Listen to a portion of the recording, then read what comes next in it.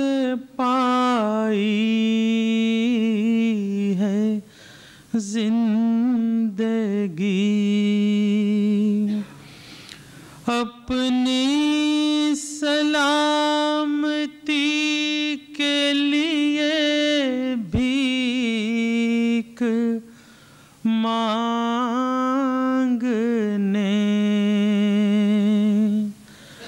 اپنی سلامتی کے لیے بھیک مانگنے،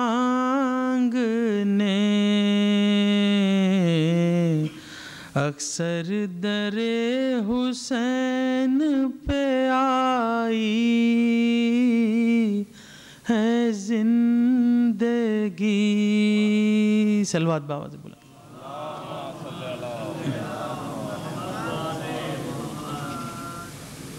صلوات بابا سے بلند۔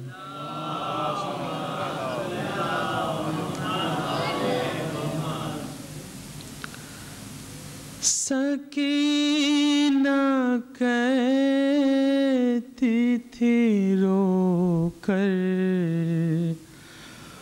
بہت اندھیرا ہے،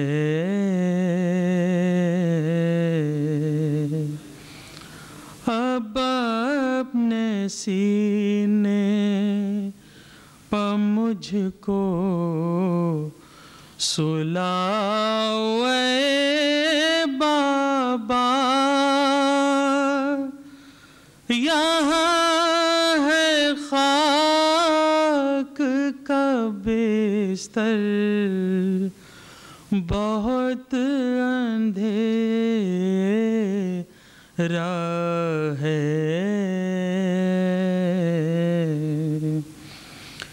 بتاؤں گی میں ملی کیا اذیتیں مجھ کو، گلے لگائیے آ کر بہت اندھیرا ہے، مجھے یقین ہے زندہ نہ اب رہوں گی میں، بڑی گھٹن ہے یہاں پر بہت اندھیرا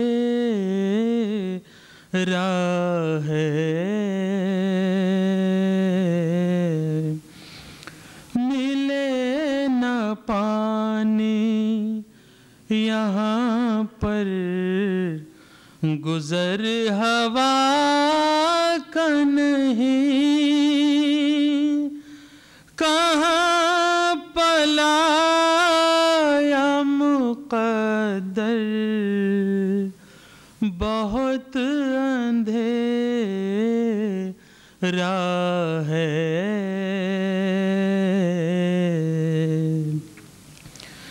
تمہیں بتاؤں میں کیسے تمہارے پاس آؤں، بہن ہے قید میں اصغر بہت اندھیرا ہے،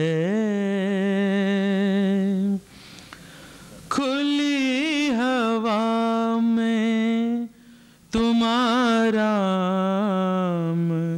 پا گئے بھیا، مجھے ہے قید میسر بہت اندھیرا ہے، پھوپھی کہاں ہے مجھے کچھ کچھ نظر نہیں آتا ہے، جان میری لبوں پر بہت اندھیرا ہے، دیا سکون سکینہ کو موت نے، لیکن میری نظر میں منور بہت اندھیرا ہے،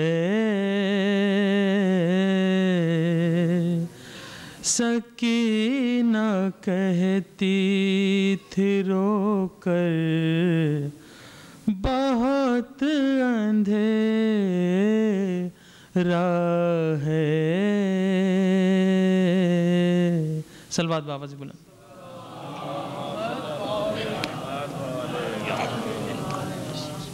برائے سلامتی امام زمانہ علیہ السلام بلند تر صلوات۔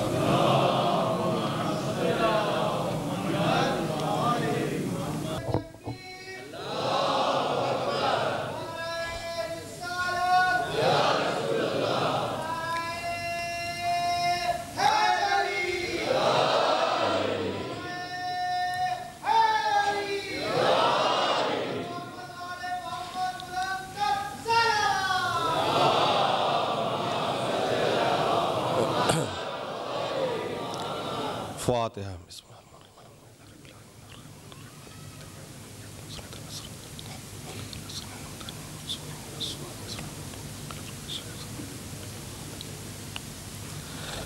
اعوذ باللہ من الشیطان اللعین الرجیم، بسم اللہ الرحمن الرحیم۔ الحمدللہ الذی ہدانا لہذا وما کننا لنہتدی لولا ان ہدانا اللہ، لقد جاءت رسول ربنا بالحق والصلاة والسلام علی النبی الرحمہ وشفیع الامہ وکاشف الغمہ صاحب الوقار والسکینہ المدفون بارض الطیبۃ المدینہ العبد الموید والرسل المسدد المصطفى الامجد ومولانا بالقاسم محمد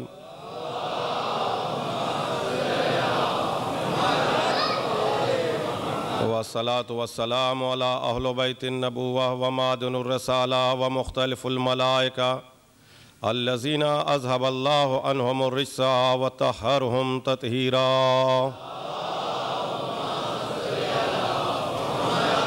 ولعنة الله على أعدائهم وقتلتهم وغاصبي حقوقهم ومنكر فضائلهم ومصائبهم أجمعين اللهم عذبهم عذابا يستغيث منه أهل النار آمين يا رب العالمين أما بعد فقد قال الله تبارك وتعالى وقوله الحق بسم الله الرحمن الرحيم والضحى والليل إذا سجى ما ودعك ربك وما قلى وللآخرة خير لك من الأولى ولسوف يؤتيك ربك فترضى ألم يجدك يتيما فآوى ووجدك ضالا فهدى ووجدك عائلا فأغنى صلوات پڑھ دے محمد وآل محمد۔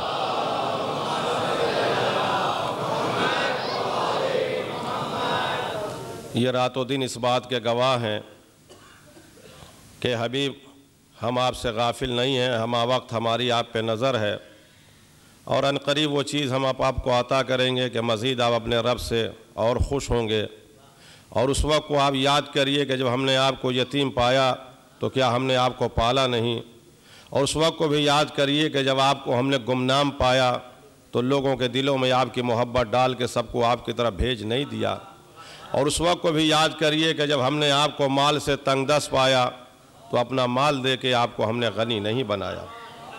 دیکھیے یتیموں کے اوپر رحم ہونا چاہیے اور ان نعمتوں کا بار بار آپ ذکر کرتے رہیے۔ اسی سلسلے سے آپ سماعت فرما رہے ہیں، آج اور کل 2 کی مجلسیں ہیں، باقی پھر دوسرا عشرہ شروع ہوگا، اسے بھی ہم خطاب کریں گے، مگر یہ پہلے عشرے کا جو موضوع ہے وہ پیغمبر تک جو تاریخ ہے خاندان رسالت کی اسے مکمل کرنا ہے، جناب خدیجہ اور جناب ابو طالب اور رسالت مآب۔ پھر امیر المومنین سے پھر امیر المومنین کے بعد یہ سلسلہ آگے بڑھے گا کربلا تک، مگر آج میں آپ کو یہ بات بتاؤں کہ الہی منصب 5 ہیں: نبوت، رسالت، امامت، خلافت، ولایت۔ الہی منصب 5 ہے، نبوت ہے، رسالت ہے، امامت ہے، خلافت ہے، ولایت ہے۔ یہ اللہ کے 5 منصب ہیں، یہ 5 منصب ہے۔ پھر سنیں آپ: نبوت، رسالت، امامت، خلافت، ولایت۔ مگر تاریخ آدم و خاتم میں علی ابن ابی طالب تنہا ہے جن کے پاس 3 منصب ہیں۔ 3 منصب ہیں۔ علی امام بھی ہیں، خلیفہ بھی ہیں، ولی بھی ہیں۔ امام بھی ہیں، خلیفہ بھی ہیں، ولی بھی ہیں۔ امام کے معنی ہے آگے آگے چلنے والے کو، خلیفہ کہتے ہیں کسی کی جگہ پر آنے والے کو۔ ولایت کے بارے میں دوسرے عشرے میں بحث ہوگی، تو علی امام بھی ہیں، خلیفہ بھی ہیں، ولی بھی ہیں۔ اب کچھ لوگ کہتے ہیں یہ 2 منصب کیسے ہیں؟ امام بھی ہیں اور خلیفہ بھی ہیں۔ امام کے معنی ہے آگے آگے چلنے والے کے، خلیفہ کے معنی کسی کے بعد میں اس کی جگہ پہ آنے کے۔ تو علی امام بھی ہیں اور خلیفہ بھی ہیں؟ جی، یہی میرے مولا کی فضیلت ہے، وہ امام بھی ہیں اور خلیفہ بھی ہیں۔ آپ کہتے ہیں کیسے؟ آئیے میں ایسی سیدھی بات سمجھا دوں ایک بچے کی سمجھ میں آئے۔ ہر آدمی باپ بھی ہے اور بیٹا بھی ہے۔ نہیں توجہ کیا آپ نے؟ ہر آدمی باپ بھی ہے اور بیٹا بھی ہے۔ اپنے باپ کا بیٹا ہے اور اپنے بیٹے کا باپ ہے۔ اسی طرح سے علی ہمارے امام ہیں، اللہ رسول کے خلیفہ ہیں۔ صلوات پڑھیں محمد و آل محمد پر۔ ہم نے کبھی یہ تھوڑی کہا کہ ہمارے خلیفہ، ہمارے امام ہیں، اللہ اور رسول کے خلیفہ ہیں۔ مگر یہ بات آج جانیے، آج میری بڑی اہم تقریر ہے، اس لیے مجھے تھوڑا وقت آپ کی توجہ کا چاہیے کہ نبوت اعزازی منصب ہے، اللہ دیتا ہے۔ رسالت اللہ دیتا ہے، مگر امامت قوت بازو پہ لینا پڑتا ہے۔ یعنی کہنے کے میرے مطلب یہ ہے کہ جب آپ قرآن حکیم کا گہرائی سے مطالعہ کریں گے تو اللہ نے جب امامت دیا تو اس سے پہلے امتحان لیا۔ آئیے قرآن سے ہم پوچھیں کہ سب سے پہلا امام کون؟ ارشاد ہو رہا ہے اِذِ ابْتَلَىٰ إِبْرَاهِيمَ رَبَّهُ بِكَلِمَاتٍ فَأَتَمَّهُنَّ قَالَ إِنِّي جَاعِلُكَ لِلنَّاسِ إِمَامًا۔ قرآن کہتا ہے کہ ہم نے ابراہیم کا چند باتوں سے امتحان لیا، اور جب وہ امتحان میں کامیاب ہوئے تب ہم نے انہیں امامت عطا کی۔ نبوت اسی طرح سے دیا، رسالت اسی طرح سے دیا، خلت اعزازی منصب اسی طرح سے دیا، مگر جب امامت کی بات آئی تو اللہ نے کہا خلیل خدا اب ہم ایسے نہیں دیں گے، بلکہ آپ کو امتحان کی منزلوں سے گزرنا ہوگا۔ امتحان کی منزلوں سے گزرنا ہوگا، تب آپ کو ہم امامت کے منصب پر فائز کریں گے۔ جناب ابراہیم کا قرآن حکیم گواہ ہے، 3 باتوں کے ذریعے امتحان ہوا۔ مجھے آنا ہے امامت تک، 3 باتوں کے۔ اللہ نے کہا کہ بغیر امتحان کے ہم امامت نہیں دیں گے۔ پہلا امتحان اللہ نے مال سے لیا، دوسرا امتحان جان سے لیا، تیسرا امتحان اولاد سے لیا۔ ہر آدمی کے 3 امتحان، مال، جان، اولاد۔ پڑھیے قرآن حکیم کی تفسیر ہے۔ اس لیے کہ انسان کی جان پہ جب پڑتی ہے تو مال دے کے جان بچا لیتا ہے، اور اگر اولاد کے اوپر پڑتی ہے تو اپنی جان آگے کر کے اولاد کو بچاتا ہے۔ تو پہلا درجہ ہے مال، پھر اپنی جان، پھر اولاد کی جان۔ آئیے قرآن میں سنا رہا ہوں، اللہ نے کہا ابراہیم آپ کو تینوں امتحان سے گزرنا ہوگا۔ جناب ابراہیم کا جو پہلا امتحان خدا نے لیا وہ مال کے ذریعے۔ تاریخ گواہ ہے کہ جناب ابراہیم ایک صحرا میں ہو کا عالم، سناٹا، جو دور دور تک آدمی نہ آدم ذات کچھ نہیں تھا، سناٹے کا عالم تھا، اپنی دمبیوں اور بکریوں کو چرا رہے تھے۔ اتنے میں کیا دیکھا کہ پیچھے سے ایک خوبصورت نوجوان ہے جو یہ آواز دے رہا ہے سبح قدوس رب الملائکۃ والروح، پاک و پاکیزہ ہے وہ پروردگار جو سارے انسانوں اور ساری ارواحوں کا پروردگار ہے۔ جناب ابراہیم نے جب مڑ کے دیکھا تو ایک خوبصورت نوجوان ہے جو اللہ کے حمد و ثنا کر رہا ہے، سبح قدوس رب الملائکۃ والروح۔ جناب ابراہیم اس کے پاس آئے، کہنے لگے بھائی تیری آواز ہمیں بہت پسند ہے، نہ جانے تو کیسے میرے خدا کی تمجید کر رہا ہے کہ میرا دل اکڑ گیا ہے، لہذا ایسا کر ایک بار اور میرے خدا کی تعریف کر دے تو یہ جو میرے پاس دمبیاں ہیں اس میں سے آدھی دمبیاں میں تمہیں دے دوں گا۔ اس نوجوان نے پھر کہا سبح القدوس رب الملائکۃ والروح۔ جناب ابراہیم نے آدھی دمبیاں دے دی۔ اب اس کے بعد جناب ابراہیم فرماتے ہیں بھائی نہ جانے کیوں تیرے زبان سے میرے خدا کی تعریف بہت اچھی لگ رہی ہے، اب یہ آدھی دنبیا میرے پاس بچی ہے، اس کے علاوہ مال دنیا میں کچھ نہیں ہے، تو ایک مرتبہ اور میرے خدا کی تعریف کر دے تو یہ بچی ہوئی بھی دنبیا میں تمہیں دے دوں گا۔ پھر اس نوجوان نے کہا سبح القدوس رب الملائکۃ والروح، جناب ابراہیم نے وہ آدھی دنبیا بھی دے دی۔ اب مال دنیا میں ابراہیم کے پاس کچھ نہیں، مال دنیا میں ابراہیم کے پاس کچھ نہیں ہے، سب دے دیا۔ اب ابراہیم فرماتے ہیں اے بھائی نہ جانے تیرے زبان سے میرے خدا کی تعریف مجھے بہت اچھی لگ رہی ہے، اب میرے پاس تو مال دنیا میں کچھ نہیں ہے، یہی لے دے کے دنبیاں تھی جو تمہارے پاس چلی گئیں، تو اب دنبیوں کے مالک تم ہو گئے، تو تمہیں کوئی خادم چاہیے، تمہیں کوئی نوکر چاہیے ان دنبیوں کو چرانے کے لیے، تو ایک بار اور میرے خدا کی تعریف کر دو، میں زندگی بھر تمہاری نوکری کے لیے حاضر رہوں گا۔ ایک بار اور میرے خدا کی تعریف کر دو، میں زندگی بھر تیری نوکری کے لیے حاضر رہوں گا۔ اس نے پھر اسی انداز میں کہا سبح القدوس رب الملائکۃ والروح۔ جناب ابراہیم اس کے بغل میں جا کے کھڑے ہو گئے اور کہا بھائی میں اپنے وعدے سے پلٹنے والا نہیں ہوں، لے زندگی بھر میں تمہاری غلامی کے لیے حاضر ہوں۔ اس جوان نے مسکرا کے کہا ابراہیم میں کوئی انسان نہیں ہوں، میں اللہ کا بھیجا ہوا فرشتہ ہوں، میرا نام جبریل ہے، اللہ نے آپ کے امتحان کے لیے بھیجا تھا کہ جا کے میرے خلیل کا امتحان لو کہ اس کی نظر میں اس کا مال زیادہ عزیز ہے کہ میرا نام زیادہ عزیز ہے۔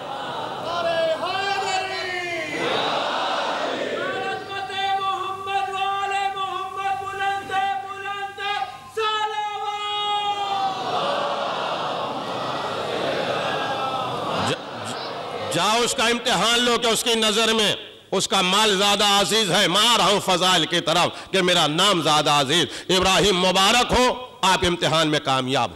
یہ پہلا درجہ تھا، جب مال کے امتحان سے کامیاب ہو گئے تو اللہ نے کہا اب جان کا امتحان دینا پڑے گا۔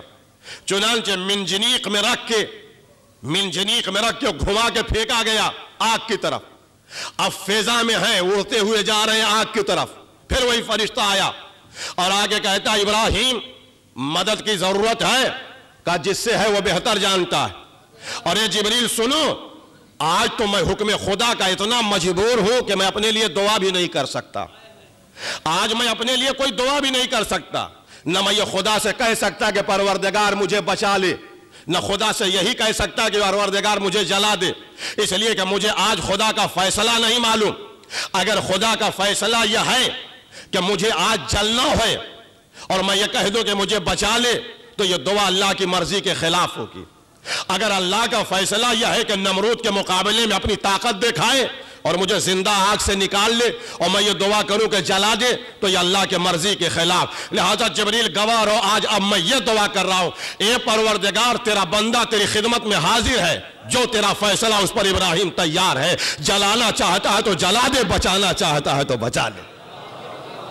اللہ نے آواز دی ابراہیم تم کامیاب ہو گئے امتحان میں۔ اب اسی کے لیے میں نے یہ پورا واقعہ سنایا، اس لیے کہ اب آخر میں ہم داخل ہو گئے کہ اب جان کا امتحان، مال کے امتحان سے کامیاب ہوئے، اب اولاد کا امتحان۔ اب یہاں سے فضائل سنیں، اولاد کا امتحان استمرار کا صیغہ ہے۔ قرآن حکیم کی آیت گواہ ہے کہ جناب ابراہیم کی عمر 128 سال، جناب اسماعیل کی عمر 7 یا 8 سال ہے۔ آ کے اسماعیل سے کہتے ہیں میرے لال میں مسلسل کئی راتوں سے خواب دیکھ رہا ہوں، ایک دن نہیں خواب دیکھا ہے، کئی راتوں میں، استمرار کا صیغہ، مسلسل میں کئی راتوں سے خواب دیکھ رہا ہوں کہ میں تمہیں ذبح کر رہا ہوں، بتاؤ تمہاری مرضی کیا ہے، بتاؤ تمہاری مرضی کیا ہے۔ فضائل کی طرح سنیے، میں خواب دیکھ رہا ہوں کہ میں تمہیں ذبح کر رہا ہوں، بتاؤ تمہاری مرضی کیا ہے۔ قرآن نے ان سارے الفاظ کو قلم بند کیا۔ اسماعیل فرماتے افعل بما تؤمر، اے بابا وہ کام کریے جس کا اللہ نے آپ کو حکم دیا ہے۔ اب میں یہیں ٹھہر جاؤں گا، اس کے آگے میں اس میں نہیں پڑھ پاؤں گا، اس لیے کہ آپ نے توجہ نہیں کیا کہ ابراہیم خلیل خدا ہے، صاحب کتاب ہے، اولی العزم پیغمبر ہیں، وہ اپنے بیٹے سے کہہ رہے ہیں کہ میں نے خواب دیکھا ہے کہ میں تمہیں ذبح کر رہا ہوں۔ اسماعیل نبی ہے، کہتے نہیں بابا خواب نہیں ہے، حکم خدا ہے۔ نہیں توجہ کیا آپ نے، ابراہیم کہہ رہے ہیں کہ خواب ہے، اسماعیل کہتے ہیں نہیں، نبی کا خواب نہیں ہوتا، حکم خدا ہوتا ہے۔ افعل بما تؤمر، وہ کام کریے جس کا اللہ نے آپ کو حکم دیا۔ دونوں میں وزن کس کی بات میں ہے؟ اسماعیل کی بات میں وزن ہے۔ اسماعیل بتانا چاہتے ہیں اے مسلمانوں سنو، نبی کا خواب نہیں ہوتا، حکم خدا ہوتا ہے کہ افعل بما تؤمر، وہ کام کریے جس کا اللہ نے آپ کو حکم دیا۔ ہم رات میں سوئے اور خواب دیکھیں کہ اپنی بیوی کا گلا کاٹ رہے ہیں، اٹھے کچن سے چھری لے کے آئیں اور بیڈ پہ گلا کاٹ دیں تو کیا ہوگا؟ 302 کے مجرم بنیں گے، جیل جائیں گے۔ کوئی صاحب خواب دیکھے کہ اپنے بھائی کا گلا کاٹ دیا تو کیا ہوگا؟ قاتل کہلائیں گے۔ دنیا میں بھی سزا ملے گی، پھانسی کے پھندے پہ چڑھیں گے، آخرت میں بھی جہنم ہے۔ اب آپ کورٹ میں جا کے کہتے رہیے وہ صاحب ہم نے خواب دیکھا تھا کہ بیوی کا گلا کاٹ رہے ہم نے کاٹ دیا، ہم نے خواب دیکھا تھا کہ دوست کا گلا کاٹ رہے ہم نے کاٹ دیا، ہم نے خواب دیکھا تھا کہ بھائی کا گلا کاٹ رہے تو کاٹ دیا۔ عدالت کہے گی آپ پاگل ہو گئے؟ نہیں، توجہ کریں، اب ذرا جاگیے۔ عدالت کہے گی آپ پاگل ہو گئے ہیں، اپنے خواب پر عمل کر کے آپ نے بیوی کو مار ڈالا، اپنے خواب پہ عمل کر کے بھائی کو مار ڈالا، اپنے خواب پہ عمل کر کے دوست کو مار ڈالا۔ اے بھائی، اگر آج ہم اپنے خواب پر عمل کر لیں تو قاتل کہلائیں، نبی عمل نہ کرے تو نبوت چلی جائے۔ نہیں، توجہ کیا آپ نے؟ ہم اپنے خواب پر عمل کرے تو قاتل کہلائیں، نبی عمل نہ کرے تو نبوت چلی جائے۔ اے مسلمانوں ذرا سوچو، جب تمہارا خواب نبی کے خواب کے برابر نہیں تو تمہاری ذات نبی کے ذات کے برابر کیسے؟ صلوات پڑھیں محمد وآل محمد۔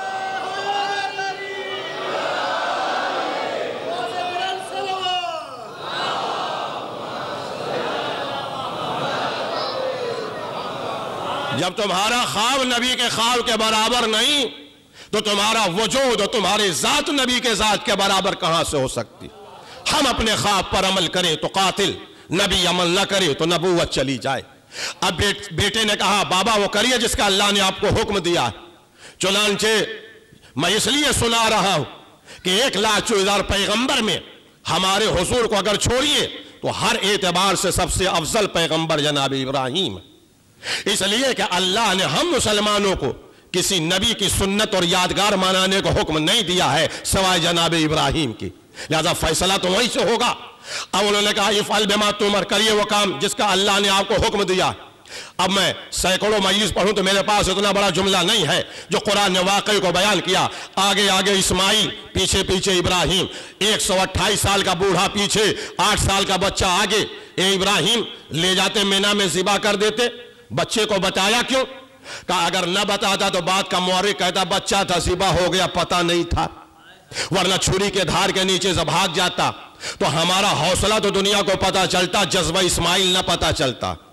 لہذا بتا اس لیے رہا ہو تاکہ قیامت تک لوگوں کو پتہ چل جائے کہ اس بچے کو معلوم ہے مگر جا رہا ہے۔ نہیں توجہ کرے، معلوم ہے مگر ذبح ہونے کے لیے جا رہا ہے، معلوم ہے مگر قربان گاہ میں جا رہا ہے۔ تو آگے آگے اسماعیل ہیں، پیچھے پیچھے ابراہیم ہیں، ایک ہاتھ میں چھری ہے، ایک ہاتھ میں رسی، ایک ہاتھ میں چھری، ایک ہاتھ میں رسی۔ اب اس سے بڑا میرے پاس جملہ نہیں ہے، 2 مہینے 8 دن عزاداری کرتے ہیں، جواب سنتے جائیے۔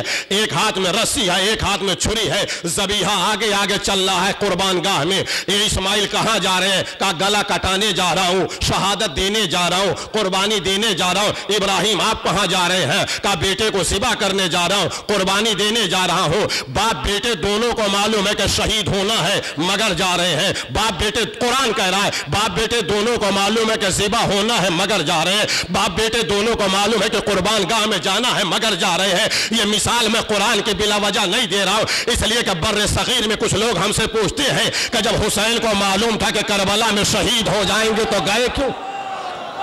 ان سے کہو کہ جب ابراہیم اور اسماعیل کو معلوم تھا تو مینا میں آئے کیوں؟ قربانی بچنے کا نام نہیں، یہ قبول ہونے کا نام ہے۔ صلوات علی محمد و آل محمد۔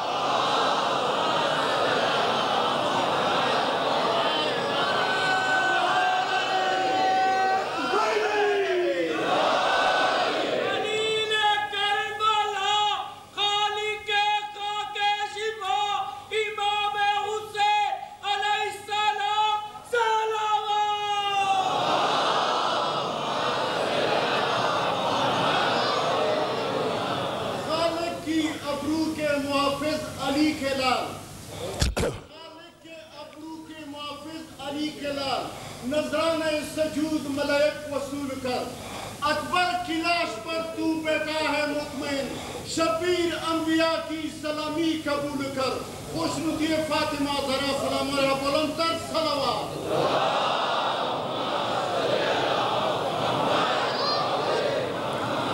قربانی بچنے کا نام نہیں ہے، قربانی قبول ہونے کا نام ہے۔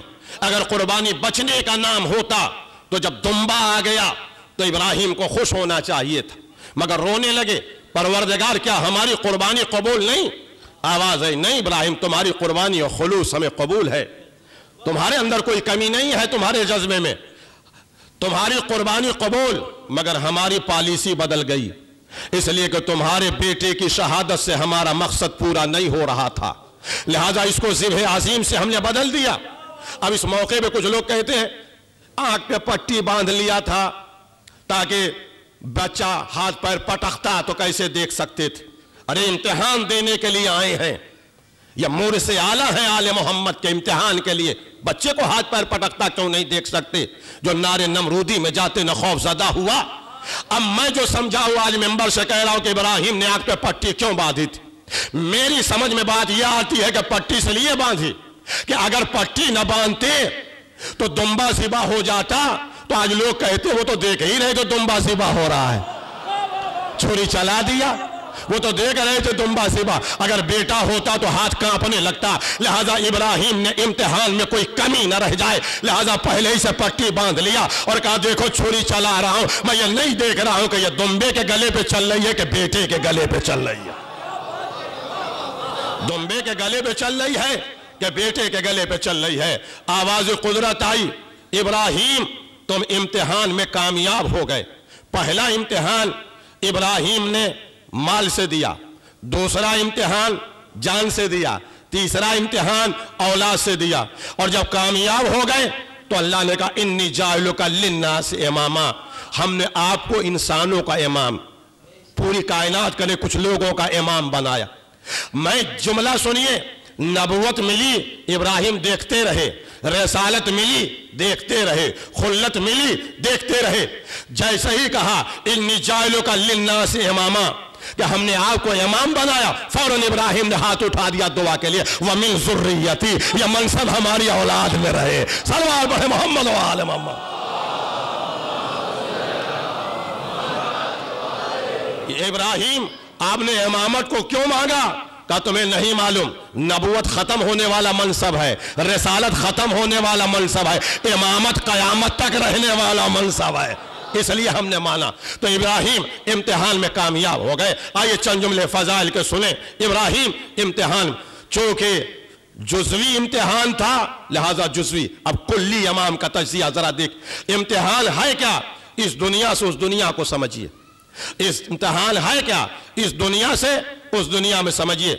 جو استاد اور جو معلم اور جو ٹیچر روز پڑھاتا ہے وہ امتحان حال میں جتنا سخت ہو جائے یہ عین عدل ہے۔ ٹیوشن پڑھانے والا امتحان حال میں جتنا سخت ہو جائے عین عدل ہے۔ ماں باپ بچے کو روز پڑھائیں، روز بتائیں، کوئی عیب نہیں، مگر امتحان حال میں اگر ماں باپ نقل کرائیں تو قانوناً بھی جرم ہے، شرعاً بھی جرم ہے۔ وہ استاد روز بتائے کوئی عیب نہیں، مگر امتحان حال میں اگر نقل کرائے تو قانوناً بھی جرم اور شرعاً بھی جرم۔ استاد 25 سال کے گیس پیپر حل کرا دے کوئی عیب نہیں، مگر امتحان حال میں ایک سوال کا جواب بتا دے تو قانوناً بھی جرم، شرعاً بھی جرم۔ نہیں توجہ کر رہے آپ کہ امتحان کی منزلت کو سمجھیے کہ امتحان حال میں مدد نہیں کی جاتی، طالب علم کی لیاقت دیکھی جاتی ہے۔ استاد روز بتائے کوئی عیب نہیں، امتحان حال میں بتائے تو عیب ہے، قانوناً بھی جرم، شرعاً بھی جرم ہے۔ ماں باپ مدد کریں تو قانوناً بھی جرم، شرعاً بھی جرم۔ یہ مثالیں میں بلا وجہ نہیں دے رہا ہوں، کچھ لوگ ہمیں تانے مارتے ہیں کہ کیا علی علی کو مدد کے لیے پکارتے ہو؟ ارے جب نجف سے کربلا 100 کلومیٹر میں مدد نہیں کیا تو تمہاری مدد یہاں آ کے کیا کریں گے؟ اے نہ سمجھو حسین منزل امتحان میں تھے کربلا میں، اور امتحان میں مدد نہیں کی جاتی۔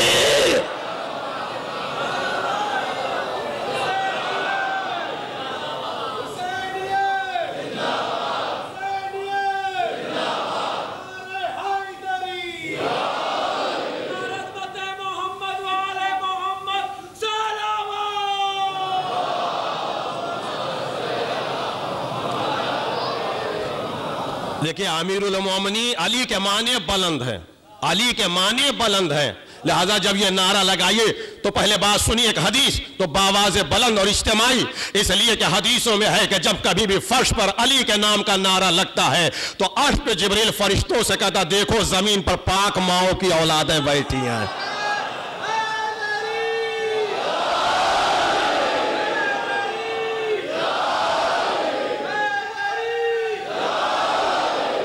لہذا امتحان حال میں مدد نہیں کی جاتی، وہاں طالب علم کی لیاقت دیکھی جاتی.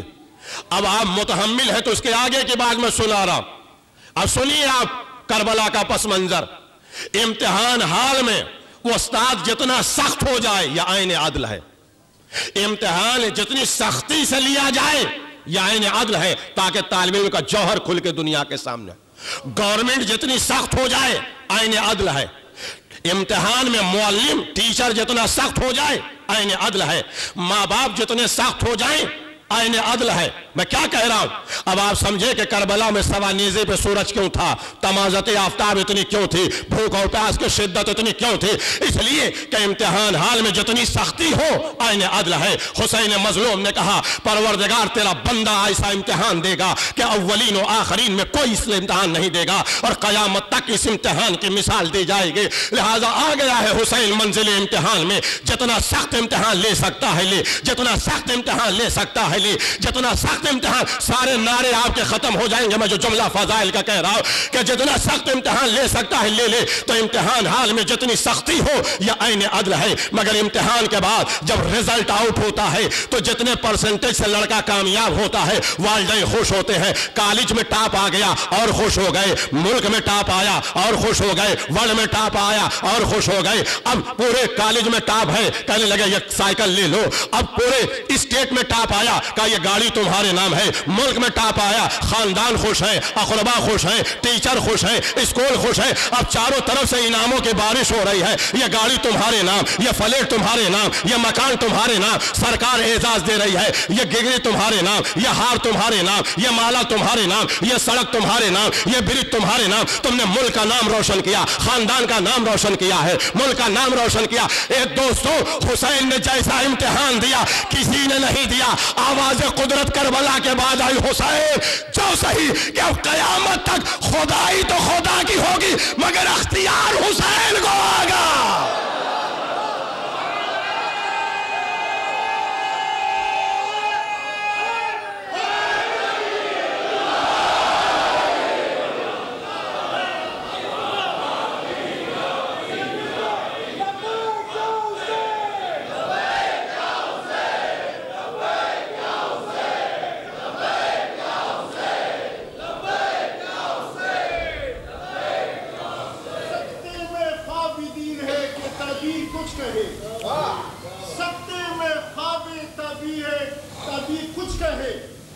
قرآن دم بخود ہے کہ تفسیر کچھ کہے. قرآن دم بخود ہے کہ تفسیر کچھ کہے. نو کے سنا ہے اشتلک خاموشی تو دیکھ، خالق کو انتظار ہے شبیر کچھ کہے.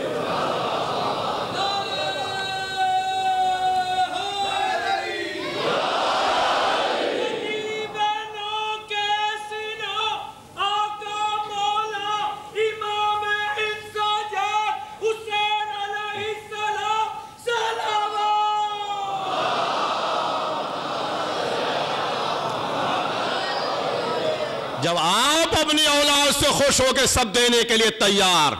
وہ حسین آواز قدرت آئی کربلا کے بعد. حسین خدائی تو خدا کی ہوگی، اختیار تمہارا ہوگا. جنت ہماری ہوگی، مالک تم ہوگے. کوثر ہمارا ہوگا، اختیار تمہارا ہوگا. محشر ہمارا ہوگا، اشارہ تمہارا ہوگا. آج جو لوگ حسین اور حسین کی عزاداری سے عنایت رکھتے ہیں یہ سب حسین کیسے؟ اس لیے کہ حسین کو اللہ نے یہ اختیار دیا. اب آئیے میں آگے کی بات کر رہا ہوں کہ حسین نے جیسا امتحان ابا عبداللہ الحسین نے دیا کسی نے نہیں دیا. مگر کچھ چیزیں تھوڑا سا زک زیک چلائی جاتی ہیں، کنفیوژن پیدا کی.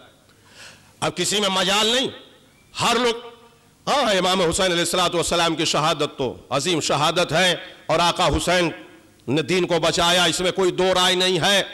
مگر ایک وایا لگایا جاتا، وہ کیا سنیے آپ، اس کا بھی جواب سن. وہ اصل میں کربلا میں امام حسین علیہ الصلوۃ والسلام تو شہید اعظم ہیں، مگر باطنی طور پر امام حسین کربلا میں کامیاب ہوئے اور ظاہر بظاہر تو یزید کامیاب ہو گیا، یہ نظریہ دیا جاتا۔ باطل میں امام حسین وہ تو امام تھے اور شہید اعظم ہے، اس میں کوئی دو رائے نہیں، مگر ظاہراً امام حسین۔ یہ افسانہ اور نظریہ کیوں گڑھا گیا؟ اس کی صرف ایک وجہ آئی کہ کربلا میں حسین شہید ہو گئے، یزید بچ گیا، اس کا فائدہ اٹھایا۔ کربلا میں حسین شہید ہو گئے، یزید بچ گیا، تو اب یہ نظریہ دیا گیا کہ باطناً حسین کامیاب ہوئے، ظاہراً یزید کامیاب۔ آئیے جو لوگ میرے بچے نیٹ پہ بیٹھتے ہیں، میں ایسا جواب دوں کہ قلب میں محفوظ کریے کہ حسین ظاہر میں بھی کامیاب ہیں، باطن میں بھی کامیاب۔ یہ ظاہر باطن کس بات کا نام؟ سنیے، جواب دیجئے دنیا کی آنکھوں میں آنکھیں ڈال کے، ظاہر باطن کس چیز کا نام؟ آئیے میں عقلی بات کر رہا ہوں۔ ہمیشہ دو آدمی میں، دو ملک میں، دو ادارے میں، دو انجمن میں، کسی دو میں جب ٹکراؤ اور جھگڑا ہوتا ہے تو کسی تیسرے پوائنٹ پر ہوتا ہے۔ دو آدمی میں اختلاف ہوگا تو کسی پوائنٹ پر ہوگا نا۔ تو سوال یہ ہے کہ جھگڑا کسی تیسری چیز کے لیے ہوتا ہے۔ بتائیے عالم اسلام کو کہ حسین اور یزید میں اختلاف کس بات کا تھا، جھگڑا کس بات کا تھا؟ نہیں چل رہے اب میرے ساتھ بھائی، جھگڑا کس بات کا تھا؟ تو جھگڑا ایک ہی پوائنٹ کا تھا، بیعت کا۔ یزید کہہ رہا تھا حسین ہماری بیعت کرو، حسین کہہ رہے تھے نہیں کرے۔ یہ بیعت عربی لفظ ہے، بیعت کے معنی ہے بیچنے کے۔ یزید کہہ رہا تھا حسین ہمارے ہاتھ بیچو، حسین کہہ رہے تھے نہیں بیچیں۔ کہہ رہا تھا بیچو، کہیں گے نہیں بیچے۔ ارے کیسے سمجھ رہے ہیں؟ مال خریدتا وہ ہے جس کے پاس نہیں ہوتا، بیچتا وہ ہے جس کے پاس ہوتا ہے۔ اس کا مطلب جو یزید مانگ رہا تھا وہ یزید کے پاس نہیں تھا، حسین کے پاس تھا۔ حسین کتنے بڑے شہنشاہ کا نام ہے، سنیے، حسین کتنے بڑے بادشاہ کا نام ہے۔ یزید کہہ رہا تھا حسین ہمارے ہاتھ بیچو۔ کہا کیا بیچو؟ کہا آدم کا علم بیچو، ابراہیم کی خلت بیچو، موسیٰ کی حیبت بیچو، یوسف کا جمال بیچو، محمد کا کمال بیچو۔ حسین نے کہا تف کچھ نہ بیچیں گے، ہم نہیں بیچیں گے۔ تو جھگڑا کہے کا تھا بیعت کا۔ تو اگر یزید نے حسین سے بیعت لے لیا تو یزید جیتا، اگر بیعت نہیں لے پایا تو ہارا۔ یہ تو سیدھی سی بات ہے بھائی، جھگڑا تو تیسرے پوائنٹ کا تھا، جھگڑا بیعت کا تھا۔ تو پوچھو تاریخ سے، حدیث سے کہ بیعت لے پایا کہ نہیں لے پایا۔ اگر بیعت لیا تو جیتا، اگر بیعت نہیں لے پایا تو ہارا۔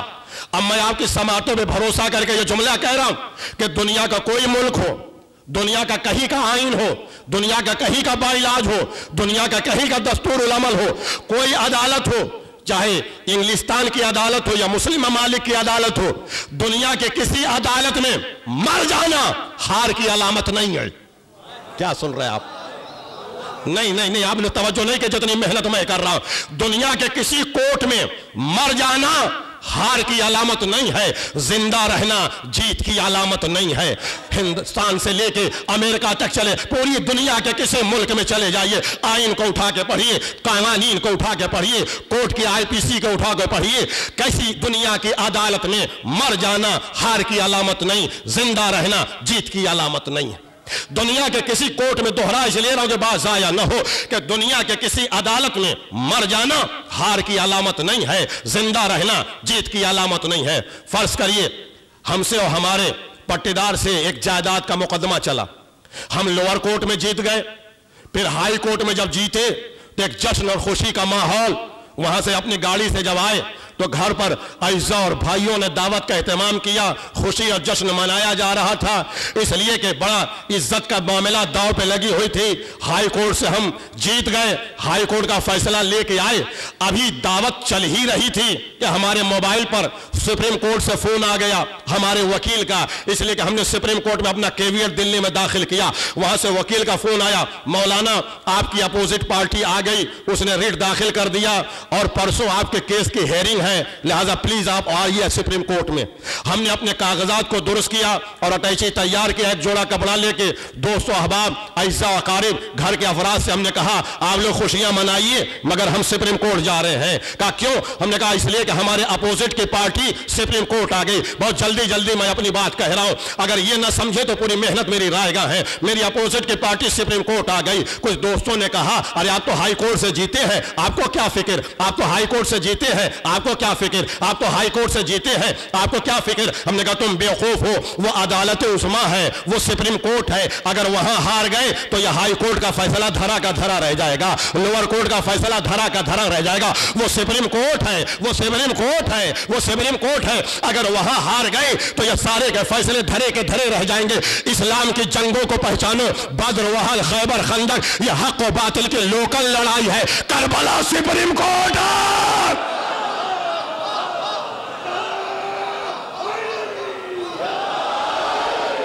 حق و باطل کے فائنل لڑائی کا نام کربلا, حق و باطل کے فائنل لڑائی کا نام کربلا.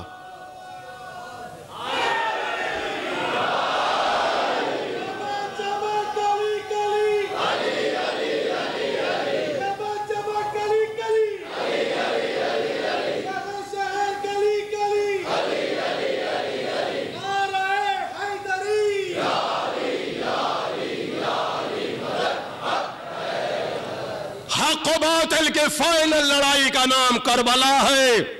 بدر, احد, خیبر, خندق, حنین, صفین, یہ سب حق و باطل کی لوکل لڑائیاں ہیں.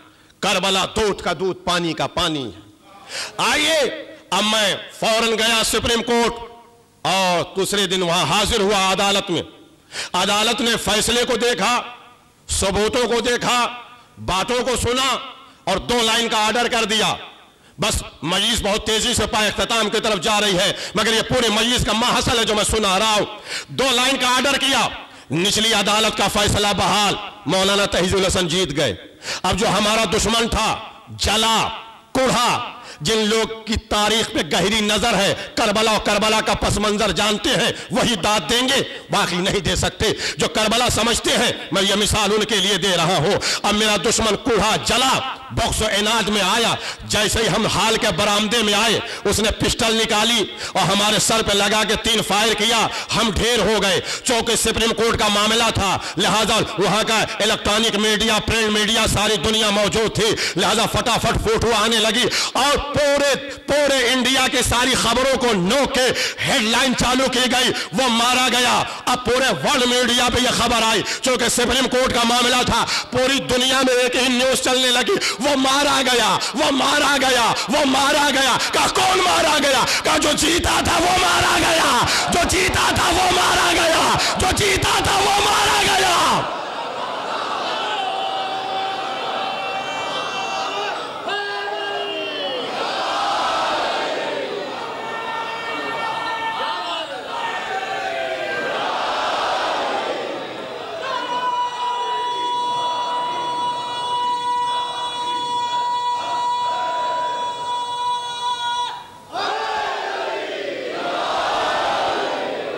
اور پورے ورلڈ کی نیوز بن گئی, سپریم کورٹ کا معاملہ تھا. اب جو چینل کھولیے اس پر یہی, ہر زبان میں یہی خبر, وہ مارا گیا, وہ مارا گیا. ابھی میرا جملہ مکمل ہے. کہا کون مارا گیا؟ کہا جو جیتا تھا وہ مارا گیا. کہا کس نے مارا؟ کہا جو ہارا تھا اس نے مارا. صلوات محمد و آل محمد.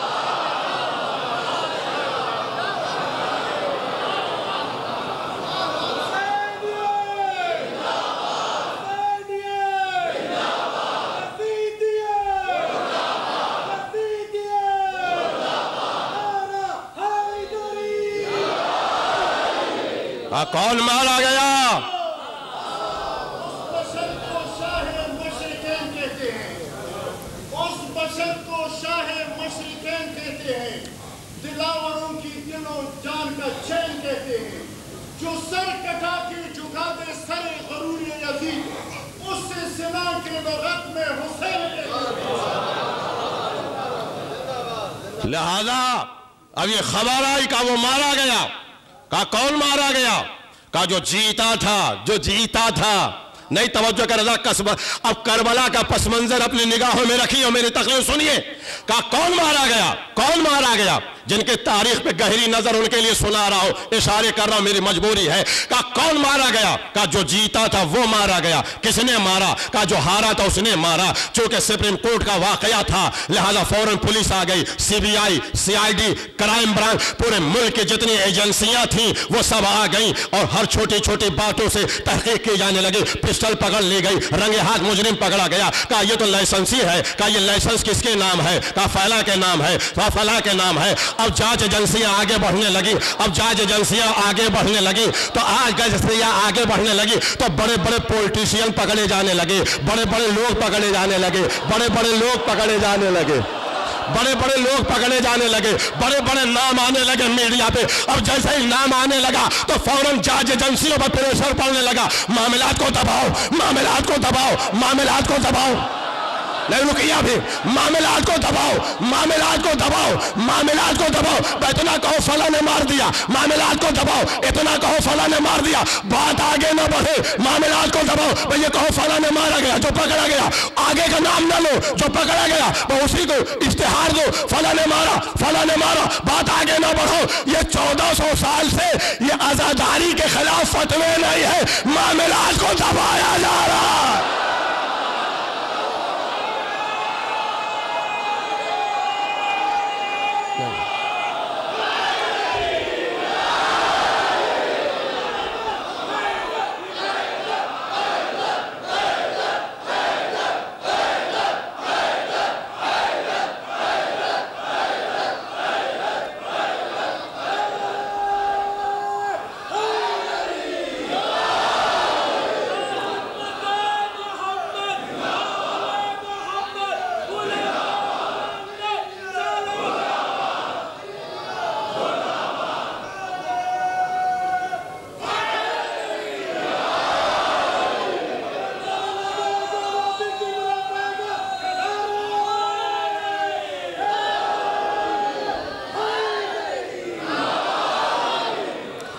یہ معاملات کو دبایا جا رہا ہے کہ بات آگے نہ بڑھنے پائے، بات آگے نہ بڑھنے پائے، بات آگے نہ بڑھنے پائے۔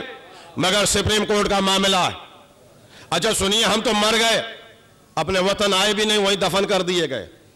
مگر میں ایک بات آپ سے پوچھ رہا ہوں، اب جس جائیداد کا جھگڑا تھا، چونکہ ہم مر گئے تو ہمارے قاتل کو مل جائے گی، وہ زندہ ہے؟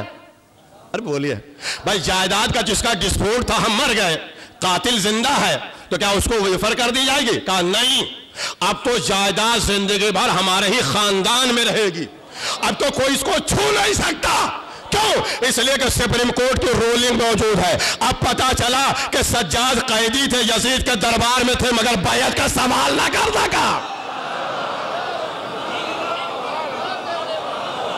سوال بیعت نہیں کر سکا۔ کیوں؟ اس لیے کہ سپریم کورٹ کی رولنگ موجود تھی۔ اب بیعت کا مسئلہ تو قیامت تک کے لیے ختم ہو گیا، بیعت کا مسئلہ قیامت تک کے لیے ختم ہو گیا۔ یہ زور و شور سے جو 2 مہینے 8 دن پوری دنیا میں آزاداری ہوتی ہے، یہ ہے کیا؟ یہ 2 مہینے 8 دن یہ جو ٹھاٹھے مارتا مجمع ہے، یہ ہے کیا؟ یہ ہے کیا؟ اصل میں معاملہ یہ ہے کہ یہ ہمارا مطالبہ ہے کہ آج کوئی چھوٹا سا بھی آدمی مارا جاتا ہے تو جانچ ہوتی ہے، پولیس اس کی جانچ کرتے۔ MLA مارا گیا تو DM اور مجسٹریٹ جانچ کرے گا، MP مارا جائے تو مطالبہ ہوگا کہ کوئی جج جانچ کرے، کوئی صدر اور وزیر اعظم مار دیا جائے تو مطالبہ ہوگا کہ کوئی سپریم کورٹ کا موجودہ جج جانچ کرے تاکہ نسپکش جانچ ہو۔ سوال یہ ہے کہ عالم اسلام کا اتنا بڑا آدمی کربلا میں شہید ہوا، جو محمد کا نواسہ ہے، فاطمہ کا بیٹا ہے، علی کا بیٹا ہے، اتنا عظیم انسان کربلا میں شہید ہوا، آج تک فائل کھلی ہوئی ہے نہیں۔ آپ بھی تو رہتے ہیں بر صغیر میں، اس بات کو جانتے ہیں نا، لاوارث بھی روڈ کے کنارے مر گیا تو چارج شیٹ تو داخل ہوگی، یہی لکھ دو ٹھنڈ سے مر گیا، یہی لکھو ٹھنڈ سے مر گیا۔ لاوارث ہوگا تو پولیس لکھ دے گی کہ ٹھنڈ سے مر گیا، ہمارے انڈیا میں ہوتے ہی پھینک دے گا۔ مگر اگر کوئی وارث ہو گیا تو تھوڑی بڑی جانچ کرے گا، فلاں سے دشمنی تھی مارا گیا، جتنی پیروی ہوگی اتنی تگڑی رپورٹ لگے گی۔ سوال یہ ہے کہ عالم اسلام کا اتنا بڑا آدمی مارا گیا، تب سے آج تک حکومتیں ہیں، کسی نے جانچ کمیٹی کیوں نہیں بنائی؟ آج تک مجرم پکڑا کیوں نہیں گیا؟ آج چھوٹے سے چھوٹے کیس میں ڈائری تو بند ہو، چارج شیٹ تو لگے، ہمیں پھر بڑی مجبوری ہے، مگر کلیجہ پھٹ کے یہ جملہ نکلنے جا رہا ہے۔ مجبوری یہ ہے کہ حسین کے قتل کی فائل کھلی ہوئی ہے، آج تک چارج شیٹ داخل نہیں ہوئی، مجرم پکڑے نہ گئے، اما نہیں اصلی ملا، جھوٹے ہی کسی کو پکڑ کے بند کر دیتے، کم سے کم کیس ڈائری تو بند ہوتی۔ نہیں سمجھ رہے میں کیا کہہ رہا ہوں؟ بار بار میں اشارہ کر رہا ہوں، آپ کا ذہن نہیں جا رہا۔ ارے کسی کو لاتے کم سے کم کیس ڈائری تو بند ہو جاتی کہ قاتلان حسین پکڑے گئے، اما کوئی نہیں ملیا تھا، ہم ہی کو بند کر دے دے۔ صلوات پڑھے محمد و آل محمد۔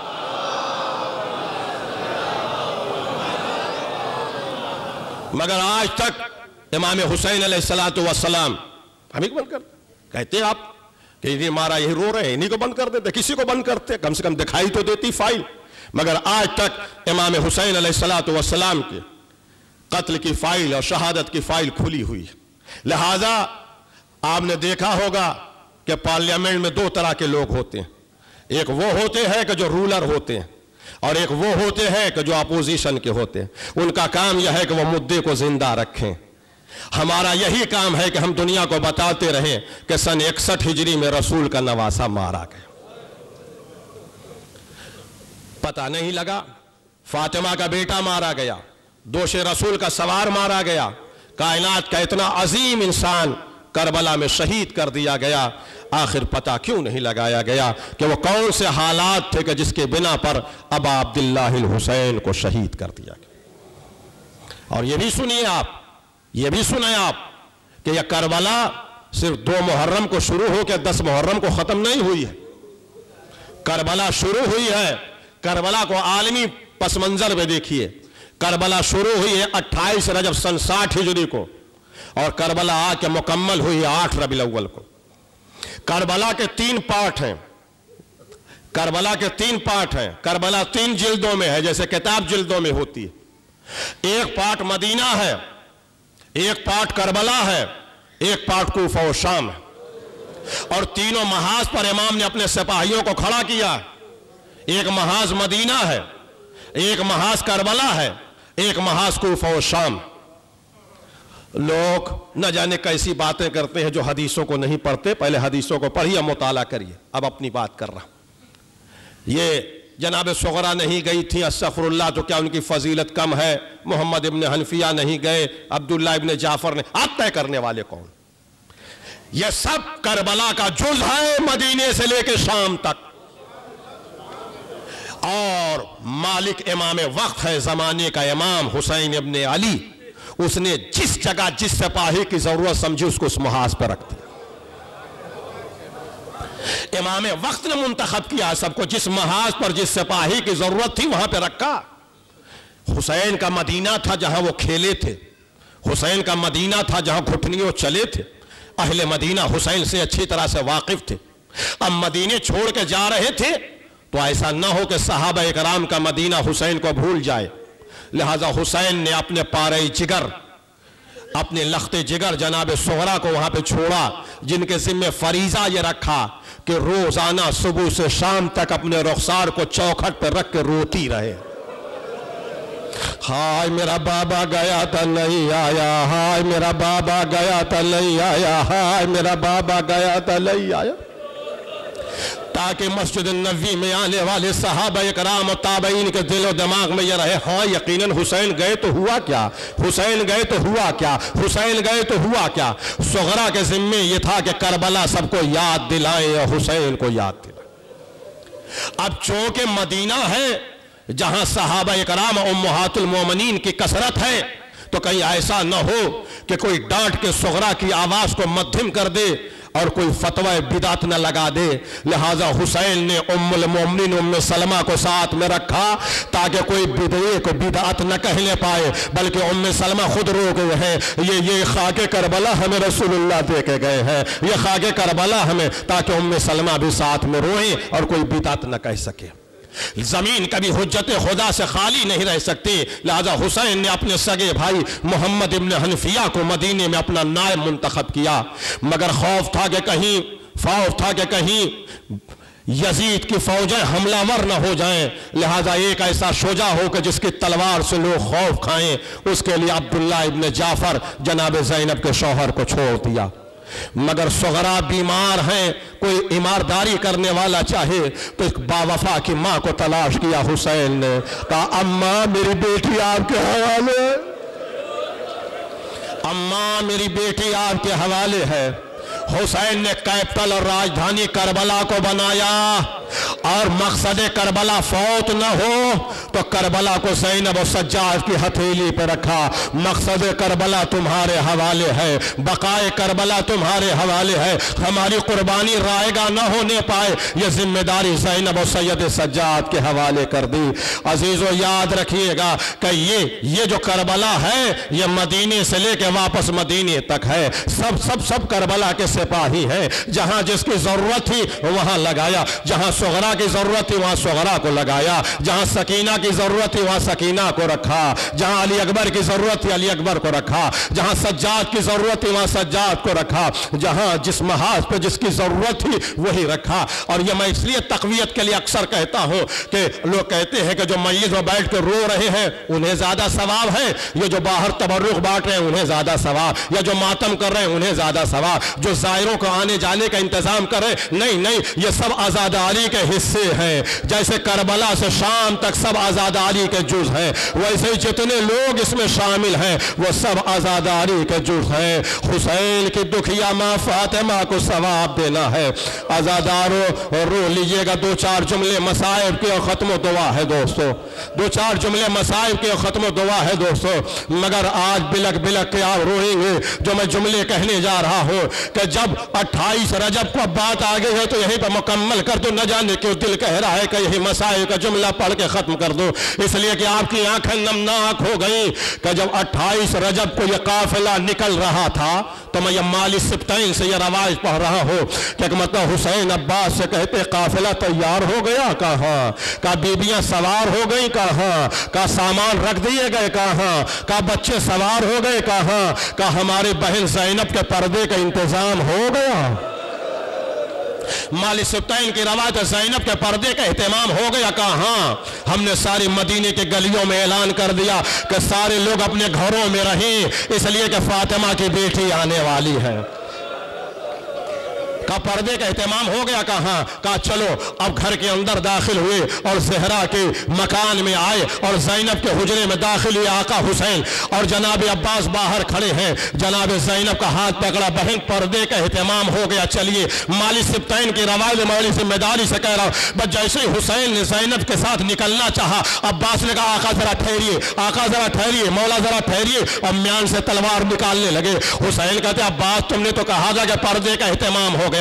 کہا مولا ہو تو گیا ہے. کہا تو پھر کیوں روک رہے ہو, پھر کیوں روک رہے. کہا 1 سیکنڈ رک جائیے, 1 منٹ رک جائیے. حسین ٹھہر گئے. اتنے میں آقا کیا دیکھتے ہیں, میان سے تلوار نکالا اور آسمان کی طرف رک کر کے کہا الحجاب الحجاب الحجاب. حسین کہہ رہے عباس یہ کیا ہے. کہا آسمانوں کی مخلوقوں سے کہہ رہا ہوں ہٹو, زینب آ رہی. آسمانوں کے ساری مخلوقوں سے کہہ رہا ہوں ہٹ جاؤ, زینب آ رہی ہے.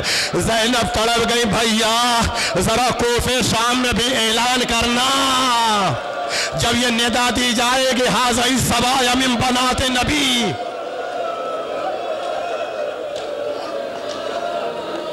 اجرکم اللہ, خدا آپ کو کسی غم میں نہ لائے سوائے غم سید الشہداء میں. رو لیا, ہم نے حق گریہ ادا ہو گیا. اب آقا امام حسین علیہ السلام آگے بڑھے, زینب تیار ہو گئی اور محمل پہ سوار ہو گئی. اب ناقہ چلنے ہی والا تھا کہ امام حسین کی سگی پھوپھی اور امیر المومنین کی سگی بہن ام ہانی تشریف لائیں. امام حسین کی سگی پھوپھی امیر المومنین کی سگی بہن ام ہانی تشریف لائیں. اور ام ہانی آگے کہتی ہیں حسین کہاں کے ارادے. کہا پھوپھی جان عراق کا ارادہ ہے, عراق کا ارادہ. ام ہانی کہتی بیٹا ہم منع نہیں کرتے مگر کچھ دن کے لیے سفر کو ملتوی کر دو. ہم جانے سے منع نہیں کرتے مگر کچھ دن کے لیے سفر کو ملتوی کر دو. حسین کہتے نہیں پھوپھی اماں ہمیں جانا ہے, یہی قضا و قدر الہی ہے, مگر آپ منع کیوں کر رہی ہیں. کہا حسین میں سچ کہتی ہوں, جب نانا اس دنیا سے جانے والا تھا تیرا نا, تو 2 دنوں تک نظر نہ آنے والے جنوں کے رونے کی آواز آ رہی تھی. جب تمہاری ماں اس دنیا سے گئی تو 2 دنوں تک جنوں کے رونے کی آواز آئی. جب تیرا بابا کوفے میں شہید ہوا تو مدینے میں 2 دن تک رونے کی آواز آ رہی تھی. ام ہانی نہیں بھولتی, اسی طرح سے پھر 3 دن سے جنوں کے رونے کی آواز آ رہی.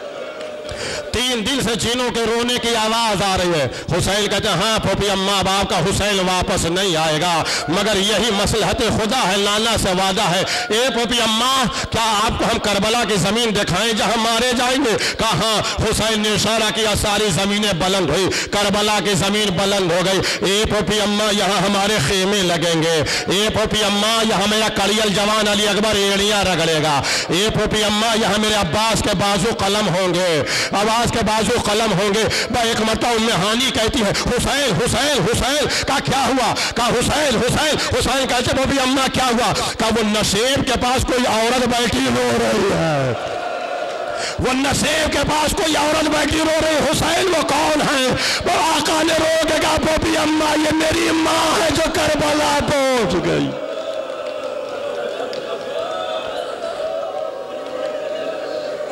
आज कमल अल्लाह खुदा को किसी गम में रुलाए सवाए गम सैयद शुहदा में रो लिया आजादारो। माल मईस हक गिरिया अदा हो गया, माल मईस हक गिरिया अदा हो गया। उसके बाद एक मुश्त खाक उठाया आका हुसैन ने। ये अगर जुमला कहना न होता तो वो मसाल यहीं पे रोक देता।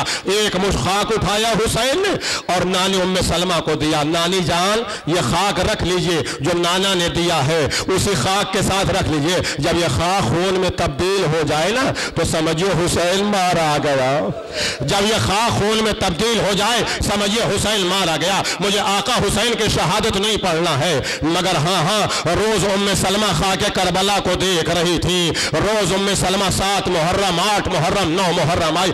ये आजादारो आप रो रहे हैं तो कौन सा कमाल, आप तो हुसैन के चाहने वाले हैं। इंसानियत रोए तो कौन सा कमाल, इसलिए कि सीने में दर्द है। जिसके पास इंसानियत होगी वो हुसैन पे रोएगा। हुसैन का गम तो ऐसा गम है जिस पे चरिंदो परिंदो जानवरों ने गिरिया किया। जब हुसैन घोड़े से जमीन पर आने लगे तो जुलजना ने कहा आका चलिए मैं खेमे तक पहुंचा दो। हुसैन ने कहा नहीं, यही नशे मेरी कत्लगाह है। पैरों को तोड़ के जमीन पे आ गया। हुसैन पुश्ते फरस से जमीन पर आए, शिमर का खंजर चला।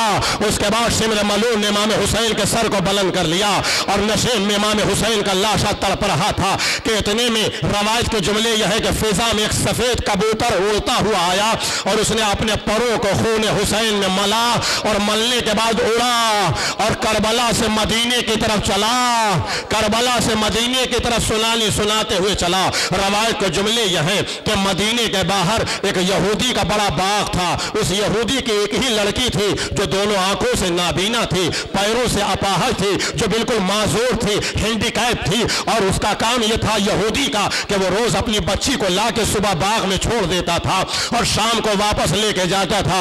उस बच्ची को उस बाग में उसने छोड़ दिया। आजादारों मसाइल खत्म हो गया, 2-3 मिनट के मसाइल हैं। यह कबूतर उड़ता हुआ मदीने में आया और उसी बाग के उसी दरख्त की डाली पे बैठ गया जिसके नीचे वो अपाहिज लड़की बैठी हुई थी।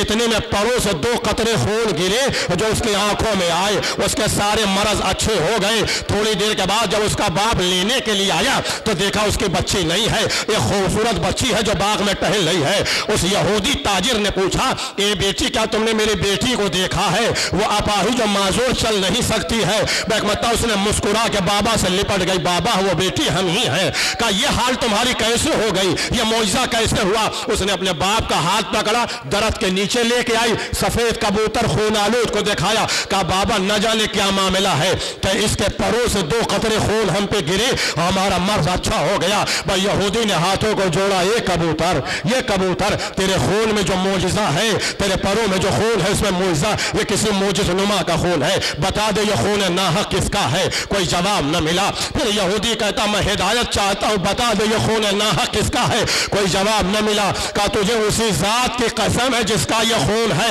बता दे ये खून नाहक किसका है? एक मरतबा कबूतर उड़ा, यहूदी नंगे पैर कबूतर के पीछे दौड़ने लगा। कबूतर मदीने में आया, यहूदी मदीने में आया। कबूतर उड़ता हुआ महल्ले बनी हाशिम में आया, यहूदी महल्ले बनी हाशिम में आया। महल्ले बनी हाशिम से होता हुआ कबूतर सुगरा के दीवार पे जाके बैठ गया, सुगरा के दीवार पे बैठ गया। इधर सुगरा सहने खाना में थी, दौड़ी हुई हुजरे में गई, नानी उम्मे सलमा उठिए ना, एक खून आलूद कबूतर आया है जिसके खून से बाबा की खुशबू महसूस हो रही है। उम्मे सलमा दौड़ी हुई खाके करबला के पास गई, देखा खून उबल रहा। अरे सुगरा तेरा सगरा तेरा बाबा मारा गया, महल्ले बनी हाशिम में शोर हो गया, सारी बीबियां सगरा के मकान में दाखिल हो गई। अरे ये शाम और करबला नहीं है, ये मदीना है, यहाँ पुरसा देने के लिए आए। सारी औरतों ने सगरा को, एक सेकंड का मसाइब है, आप जानेंगे सरों को फोड़ लेंगे कि सगरा को हल्के में बैठाया। हर बीबी कह रही थी सगरा तुझे तेरे बाबा का पुरसा, सगरा तुझे तेरे बाबा का पुरसा, सगरा तुझे तेरे बाबा का पुरसा। इतने में अहले मदीना की औरतों ने क्या देखा कि सगरा को पुरसा दे रही थी कि एक मरतबा कबूतर दीवार से उड़ा और सगरा की गोद में आगे बैठ गया। ए बीबी आपको आपके बाबा का पुरसा हम करबला से देख के आए हैं, उसे पसे गर्दन से ज़िबा कर दिया। सगरा ने रो के पूछा कबूतर इतना बता दे मेरे बाबा को पानी मिला था या प्यासा मारा गया? कबूतर कहता नहीं प्यासा मारा गया, मिसले गोश्त उसे ज़िबा कर दिया।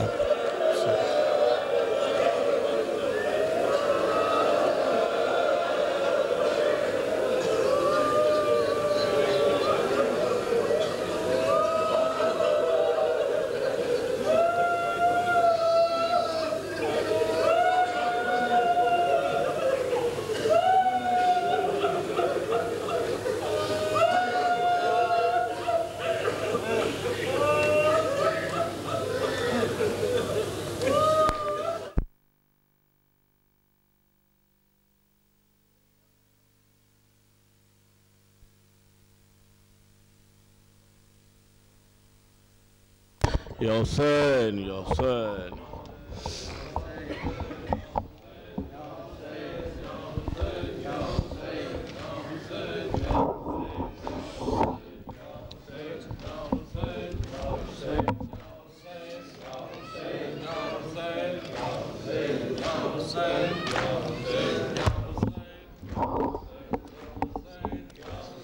कारवां कारवां अब्बास मीरे कारवां कारवां कारवां अब्बास मीरे कारवां कारवां कारवां अब्बास मीरे कारवां कारवां कारवां अब्बास मीरे कारवां।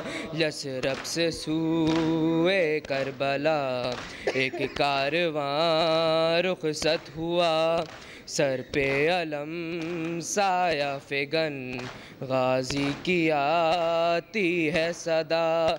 पहला सफ़र ज़ैनब का है, सुनसान कर दो रास्ता। कारवां कारवां अब्बास मीरे कारवां कारवां कारवां अब्बास मीरे कारवां। क्या शान है क्या दबदबा क्या लोग हैं कुरानुमा। सल्ले अला आयात का है काफिला, मशको अलम इनका निशान। अब्बास मीरे कारवां कारवां कारवां अब्बास मीरे कारवां कारवां कारवां अब्बास मीरे कारवां। अल्लाह के प्यारे हैं ये आले नबी सारे हैं ये, कुरान के पारे हैं ये, कौनैन के तारे हैं ये, ज़ेरे कदम है आसमां। अब्बास मीरे कारवां कारवां कारवां अब्बास मीरे कारवां कारवां कारवां अब्बास मीरे कारवां। कोई शबी है मुस्तफ़ा کوئی حسن کا دل ربا ہے، کوئی عکس سیدہ شبیر کا یہ قافلہ، تھامے علم جو ہے جوان عباس میر کارواں، کارواں کارواں عباس میر کارواں، کارواں کارواں عباس میر کارواں، یثرب سے تابہ کربلا ہر دم طواف قافلہ، عباس کرتا ہی رہا پردے کا ذمہ دار تھا، یوں مطمئن تھی بیبیاں عباس میر کارواں، کارواں کارواں عباس میر کارواں، کارواں کارواں عباس میر کارواں، عباس وہ کردار ہے باد علی سالار ہے، ایسا علم بردار ہے میدان میں بے تلوار ہے، پھر بھی علم کا پاسباں عباس میر کارواں، کارواں کارواں عباس میر کارواں، کارواں عباس میر کارواں، خون میں ڈوبا ہوا دیکھ کر خالی علم، بچے خاموش ہوئے جب سکینہ نے کہا، پانی مانگے نہ کوئی رو کے سکینہ بولی، پاس بابا کے میرے دوسرا عباس نہیں، پانی مانگے نہ کوئی رو کے سکینہ بولی، پاس بابا کے میرے دوسرا عباس،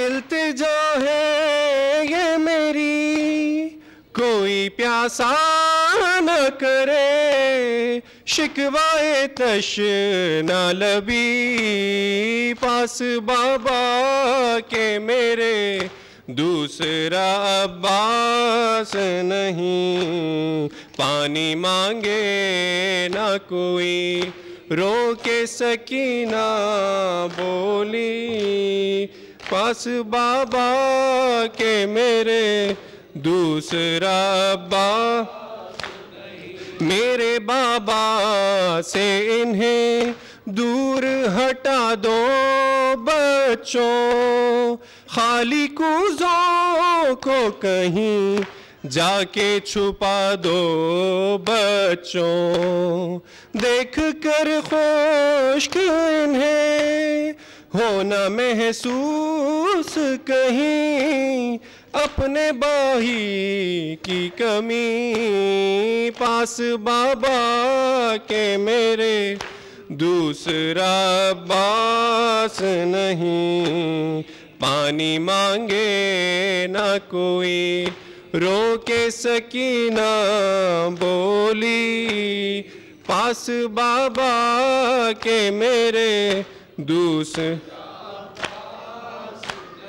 کاش پانی کے لیے ان سے نہ کہتی یا کر، کیا خبر تھی کہ نہیں آئیں گے امو جا کر، شرم آتی ہے مجھے دیکھ کر ٹوٹی کمر، جان نکلتی ہے میری، پاس بابا کے میرے دوسرا عباس نہیں، پانی مانگے نہ کوئی رو کے سکینہ بولی پاس بابا کے میرے دوست حسین حسین یا حسین یا حسین یا حسین یا حسین